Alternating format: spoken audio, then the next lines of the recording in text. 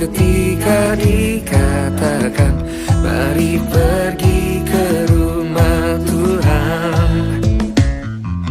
Kami berdiri di sini, satu irama memuji Engkau. We are so happy, so happy. Kami bernyanyi lagu riang gembira. We are so happy, so happy. Oh, oh, oh.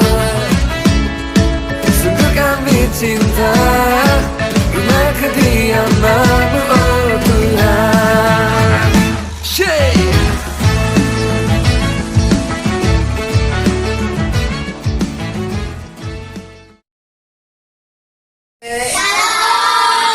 Selamat siang, sore. Selamat sore semuanya. Apa kabar? Luar biasa. Baik, hari ini kita akan mau ibadah. Kita terlebih dahulu untuk bernyanyi.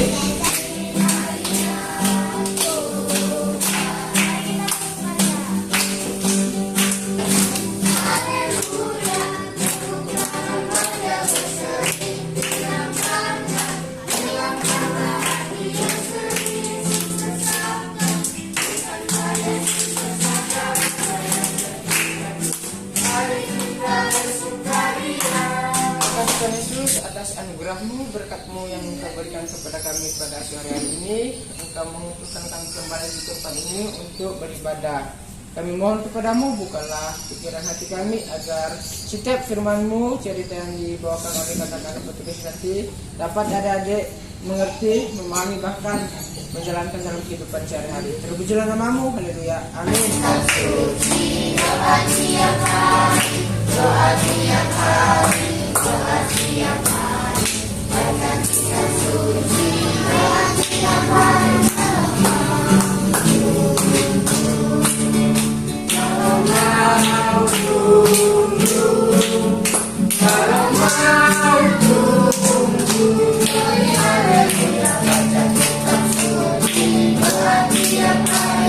Sekarang tiba saatnya kami ingin mendengarkan kebenaran firman-Mu ya Tuhan. Kiranya Engkau menyertai dan Engkau jauhkan burung-burung pencuri firman-Mu ya Tuhan. Kiranya Engkau menyertai juga adik-adik di sini ya Tuhan, supaya mereka dapat mendengar, dan Engkau berkati juga hamba di sini sebagai penyampai firman-Mu. Terima kasih ya Tuhan, haleluya, amin.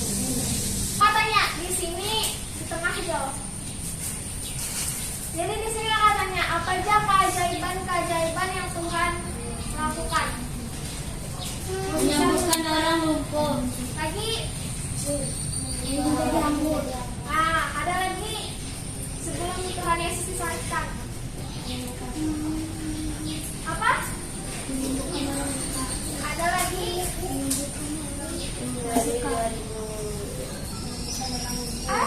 memberi Menghidupkan orang yang sudah mati. ya banyak kan mukjizat yang Tuhan Yesus lakukan. Satu hari setelah Tuhan Yesus melakukan perjalanan, dia melakukan mukjizat. Tuhan Yesus berhenti di tepi sungai.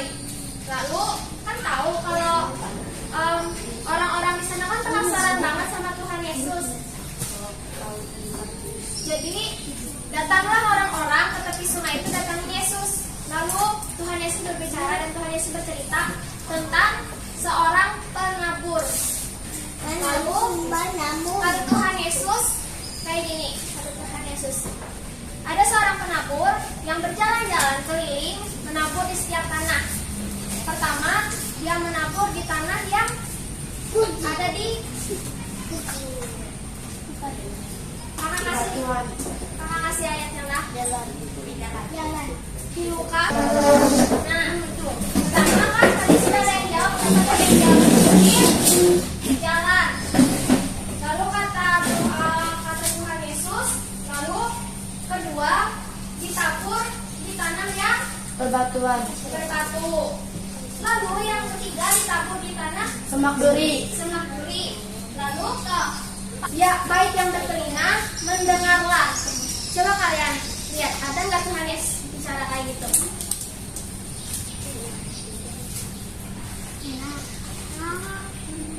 Ada Kak. Ada ayat ke 8. 8. Coba sebutin. Dan sebagian jatuh di tanah yang baik dan setelah tumbuh berbuah 100 kali lipat. Setelah berkata demikian Yesus berseru, siapa yang punya telinga untuk mendengar, hendaklah yang mendengar. Oke, jadi siapa yang bertelinga hendaklah mendengar.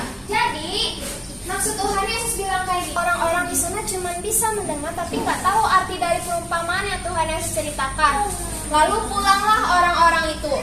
Lalu beberapa kemudian datang murid Yesus berkata, Tuhan Yesus, apa sih arti dari keempat perumpamaan itu? Ada yang di tanah, ada yang di pinggir jalan, ada yang di semak berduri, ada yang di tanah subur.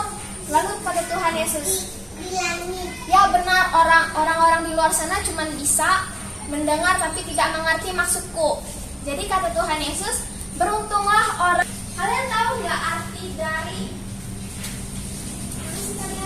Datanglah iblis lalu mengambil firman kitab. apa katanya yang kita? Kemudian datanglah iblis lalu mengambil firman itu dari dalam hati mereka supaya mereka jangan percaya dan diselamatkan. Oke, jadi kalau misalnya kalau kita ditanam di hati yang kayak di pinggir jalan ini, kalian tahu nggak situasinya di pinggir jalan ini gimana? Diinjak-injak orang, ada burung-burung yang makan benih itu. Jadi anggapan si burung ini iblis. Ada dengar doa kakak tadi nggak? Yang kakak bilang jauhkanlah burung-burung pencuri firman-Mu. Ada dengar? Nah, jadi ibaratkan burung ini adalah si iblis mencuri firman terus.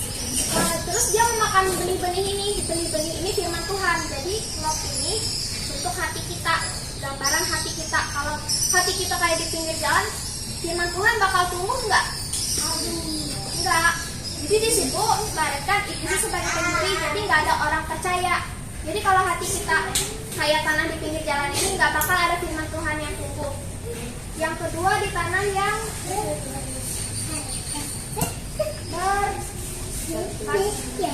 berbatu.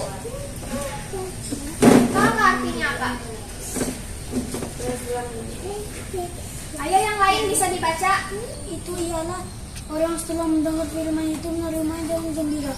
Tapi mereka itu tidak berakar, mereka percaya sebentar saja dan dalam masa pencobaan mereka murtad. Nah, benar. Kakak punya hati, tapi di dalam hati kakak ini kayak ada batu. Batunya itu pencobaan yang kakak alamin. Kakak ngalamin pencobaan yang bikin kakak sakit. Jadi, kalau ada misalkan firman Tuhan, misalnya kakak nih dengar firman Tuhan dari pendeta, kakak nggak mendengar, kakak terima doang dengan senang hati, tapi nggak bertumbuh maksud dari firman itu di hati kakak, karena terjepit batu ini adalah pencobaan yang kita terima. Jadi bertumbuh nggak firmannya? Enggak, jadi dia nggak bisa berakar. Dia bakal tumbuh tapi nggak bisa berakar. Ketiga di tanah yang Semak dulu. siapa lagi yang membaca? Buka. Ini ialah orang yang telah mendengar firman itu dan dalam pertumbuhan selanjutnya mereka terhimpit oleh kekhawatiran dan kekayaan yang kenikmatan hidup sehingga mereka tidak menghasilkan buah yang Tanah yang baik itu ialah orang yang setelah mendengar firman Tuhan itu menyimpannya dalam hati yang baik dan mengeluarkan buah dalam kehidupan. Nah, jadi kalau kita misalkan tanam pada Tuhan Yesus, andaikan kita punya hati yang subur, punya hati yang lembut kayak kondisi tadi, ada duri nggak? Ada burung-burung nggak? Ada diinjak orang nggak? Nggak kan? Berarti tanahnya ini bersih, lembut. Jadi nggak berbatu, nggak berduri, nggak terhimpit ataupun tertusuk oleh apapun. Gitu juga hati kita. Kalau hati kita kotor, banyak durinya, ada batu-batuannya, ya nggak bakal terima firman Tuhan dengan baik, cuma bisa bisa mendengar, menerima, tapi di hati nggak bertumbuh. Kayak misalkan kakak dengar nih, oh jangan mencuri, oke kakak dengar, tapi kakak nggak nurut, malah kakak mencuri buah mangga orang, walaupun kakak sendiri kayak gitu. Kakak mencuri buah mangga, berarti kakak nih mendengar doang, tapi nggak bertumbuh di diri kakak. Itu namanya nggak bertumbuh di dalam diri. Jadi kita andaikan kata Tuhan Yesus, kalau kita mau hidup dengan benar, harus lembutkan hati. Kalau mau benih itu tumbuh dengan baik, firman Tuhan tumbuh dengan baik, harus bersihkan hati. Benar kata Kak Mare. Jadi kesimpulannya, maksud Tuhan Yesus di sini memberitakan tentang perumpamaan. Kalian tahu nggak sih perumpamaan itu sebenarnya apa? Tahu banyak perumpamaan itu hanya simbol atau gambar yang digambarkan Tuhan Yesus, tapi di belakangnya ada arti lain, berarti itu perumpamaan. Jadi kalau guru-guru kalian ada ngasih soal, misalkan tugas agama, artikanlah perumpamaan dari ayat ini kayak gitu. Berarti kalian menjelaskan kayak gitu, apa sih isi dari perumpamaan itu, arti-artinya. Apa kesimpulannya? Kamu maju. Stop. Ayo. Pipin. Bisa kak. Ulangin dari kata-kata tadi. Aku tunjuk lah. Kata tunjuk lah. Kenapa sembunyi semua?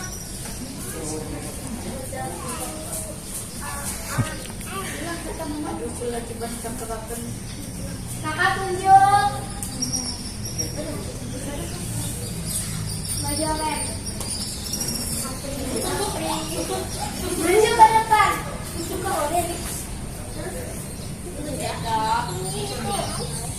Ye, Apri maju.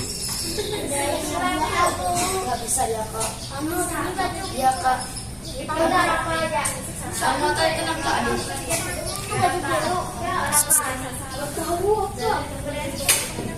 Ayo.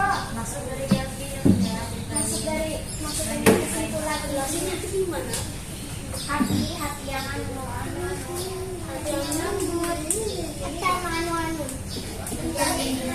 Jadi kakaknya lah kalau nggak ada yang berani. Jadi kesimpulannya, sebelum kita mau bertumbuh, kita harus menyelamatkan hati supaya firman Tuhan itu bertumbuh subur di hati kita. Jadi intinya kesimpulannya. Jadi adik-adik kalau bisa kan ini kita mau ngajar lagi nih kita pas semua nih. Sebenarnya minggu kemarin terakhir karena ada keperluan dokumen kami yang oke, siap sesuai firman Tuhan.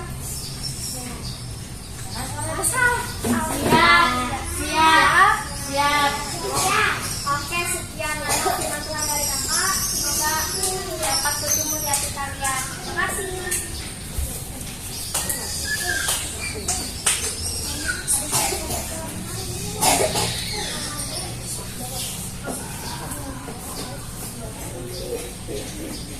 Halo Dede, masih semangat? Masih. Den, masih semangat? Masih. Ya. Alkitabnya ditutup kan? Ditutup. Ya. Kita sudah mendengarkan firman Tuhan. Bagaimana? Paham? Apa yang dipahami? Ada yang didapat enggak? Enggak ada. Bagaimana? Tanya dulu Kak Joy. Dikejar apa aja? Apa aja yang udah dipahami? Apa? Jangan malu-malu. Nggak apa-apa aja apa yang dipahami. Masa kakak tadi menjelaskan pakai gambar, masa nggak ada yang dipahami satupun? Ya panjang lebar, beda dengan jelas. Masa nggak ada yang Apa tadi? Jangan malu-malu. Aduh. Apa? Apa tadi? Jangan malu-malu. Masa satu aja nggak apa-apa, yang penting ada gitu. Ada yang sering beribadah. sering beribadah, ya satu samanya itu diambil sering beribadah. Sering membaca firman. Nah sama Pipin sering membaca firman. Yang apa? Kamu bernyanyi dengan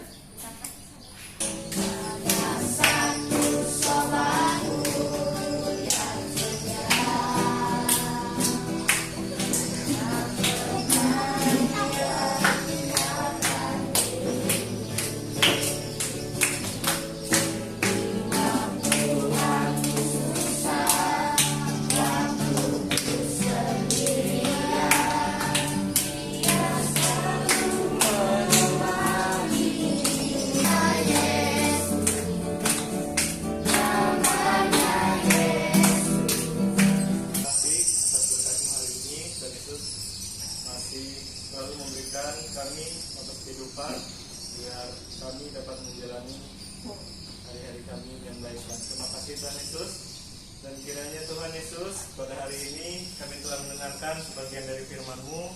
Kiranya firman-Mu dapat kami lakukan dalam kami bersyukur dan terima kasih atas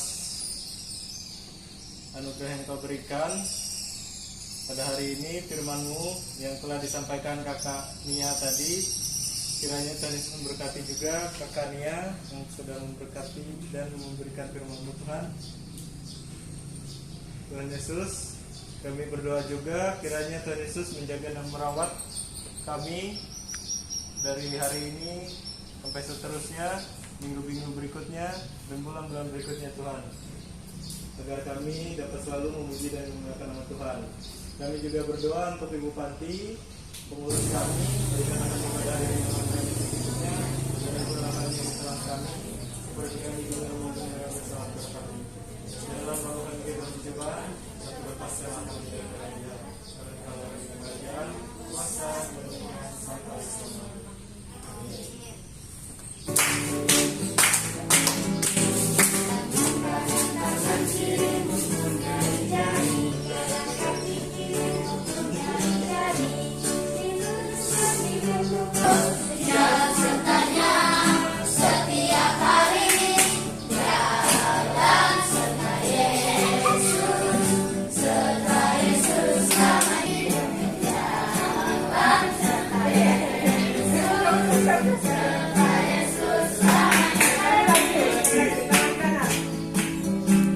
Tangan kanan, tangan kiri mempunyai jari, diluruskan, dibengkokkan, putar ke belakang.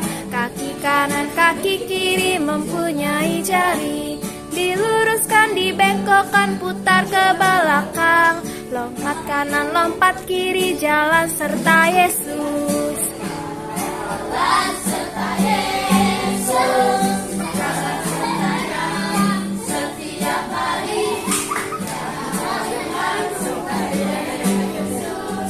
Serta Yesus selamanya.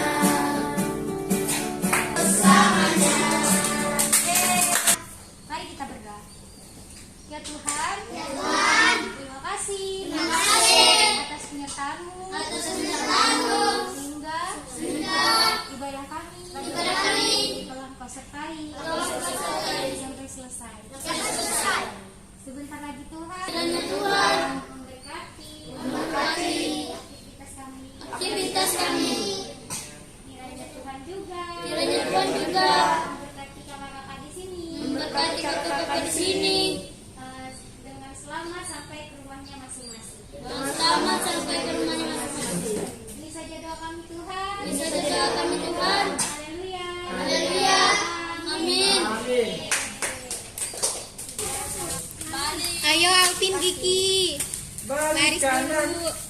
Selesai sekolah minggu, mari kita pulang. Bye bye.